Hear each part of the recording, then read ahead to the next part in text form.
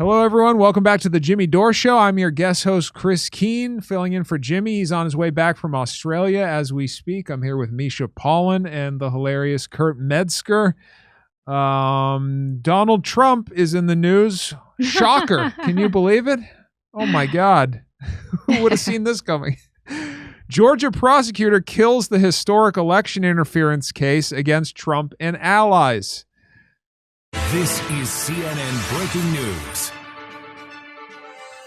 We are following breaking news just into CNN. A Georgia prosecutor officially dropped the historic racketeering case against President Trump and others for attempting to overturn the 2020 presidential election. I want to go right to CNN's Kara Scannell. What are you learning, Kara?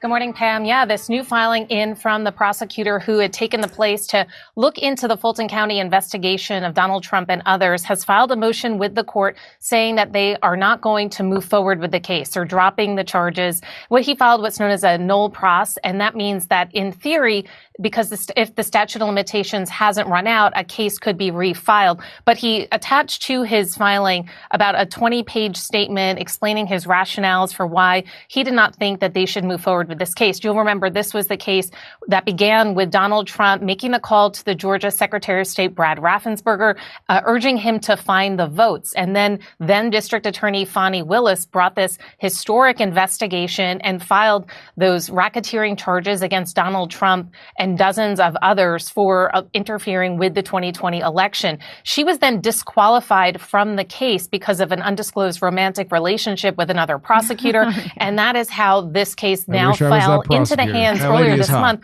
of a prosecutor who was assigned the job of trying to find someone to take on this case. He said that he couldn't because there were too many conflicts and he took it on himself. Now we're seeing the results of that. And that is that he is saying that they are not going to move forward with this case. And he summarized it in part by saying that he made this decision by examining the case file, examining what the jury had been presented, and also considerations of the law.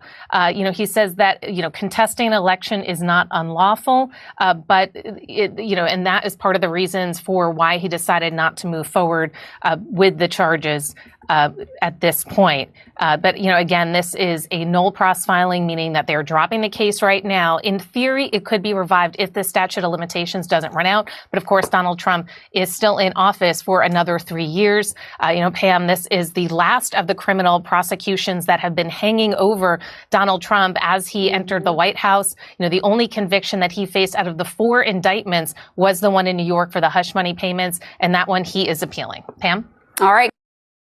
So a lot of my friends are going to be pissed about this. The first criminal to ever be in the White House is not being convicted. They were still thinking this was going to work out, this one? There's never been a criminal in the White House. It's just Trump's the first one. Israel approves of Trump now, so he's there. Oh, I mean, it's what it is.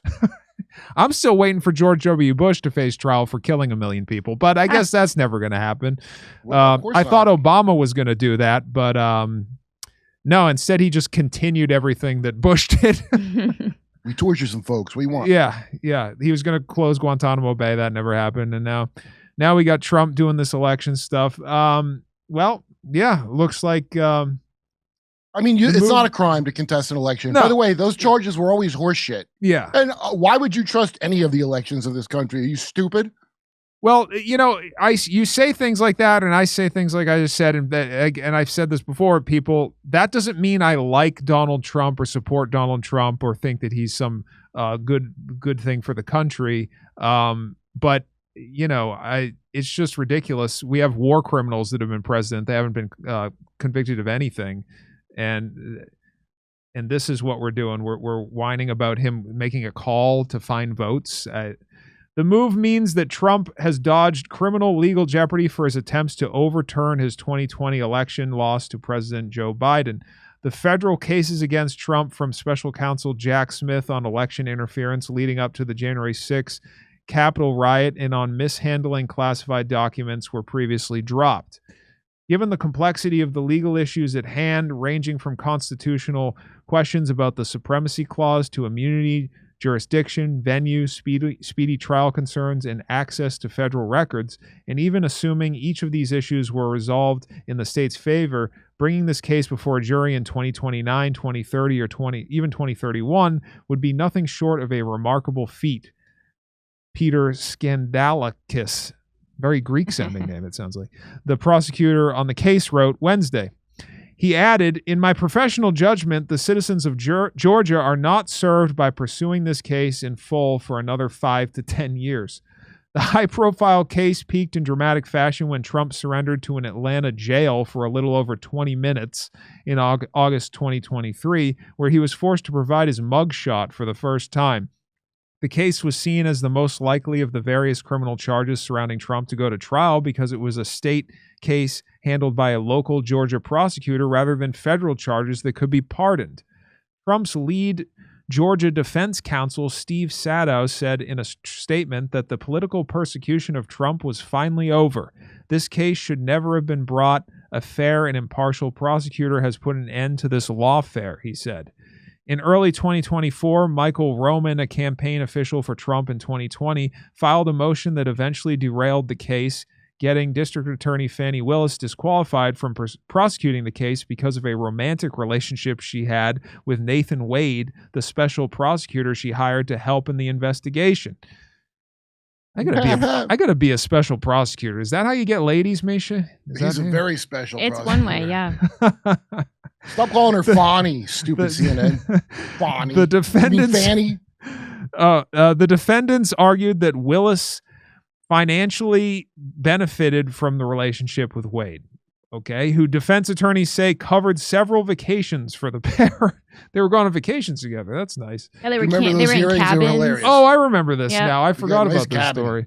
All right. CNN was just forced to read on air why the Georgia prosecutor dropped the entire election case against President Trump, and their viewers are not going to like what they heard, especially the part where he said contesting an election is not unlawful. It's not. Right. I mean, the Democrats question, we did Russiagate for 4 years, for God's sake.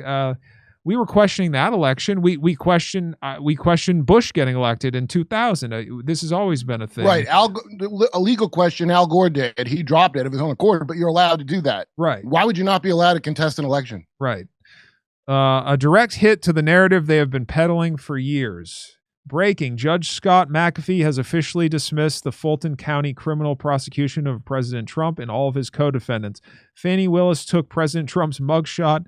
Is that how you say her name, Fani? Am I saying that wrong? No, that's it. Okay. Her name is Fanny. All She right. spells it like an idiot. Okay.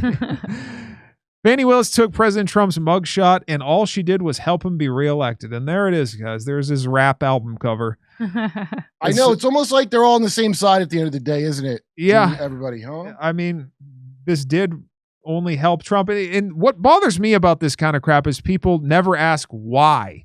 Why are people voting for a felon? Why are they doing that? Why? There's plenty of reasons. I like why. hip hop. Everybody likes felons. What are you talking about? Well, I still can't believe Fani Willis effed up that case by having poor pussy management. Well, the case should have never been brought at all. So it's not that the person who effed up was whoever put Fani Willis on top of that. Yes. And I'm beating this to death, I know, but this is why people are voting for felons. They've had it with the establishment. We're sick of over 500,000 homeless people in this country. We're sick of 35 million people living in poverty. We're sick of 21 million people without health care. That's why people think it's cool when a felon is running for president. I don't care about his degree in the system, okay? There's a mass murderer and torturers are all the presidents so far. So exactly. And I'm putting that little stupid label of felon means absolutely nothing. Yes, and I see people be like, "Oh, our felon president, Donald Trump," and I never hear anyone say that about George W. Bush, about Barack Obama. Well, he wasn't convicted, so his crimes are okay. Of course, none of them ever get convicted. Come see me on tour in Pottstown, Pennsylvania, Waikiki, Hawaii, and the Comedy Store in Los Angeles. Go to jimmydore.com for a link for tickets.